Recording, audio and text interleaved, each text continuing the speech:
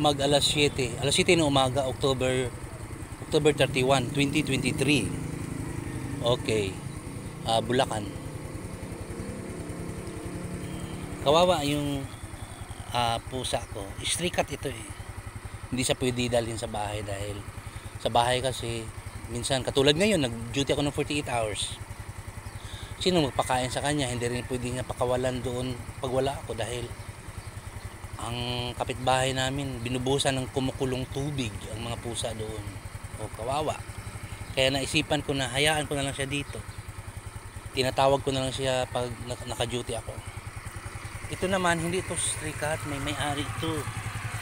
May may-ari ito kaya lang bad siya. Pag alam niya na pumupunta na ako dito, ayaw niya papuntahin si Puring sa akin, bina-block niya yung daan ni Puring. Inaaway niya.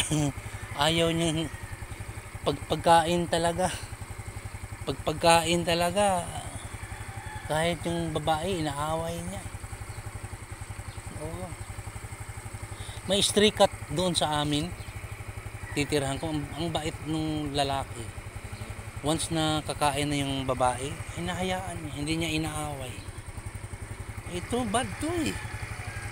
Malaki din to eh. Malaki yung pusa to. Ano yata to eh, pogi yan. Ito hindi cute to eh, hindi cute. Kaya lang medyo malalim na yung pinagsamahan kasi namin ito eh. Sobrang liit pa to noon, nakuting pa, sobrang liit pa. Malalim yung pinagsamahan namin ito.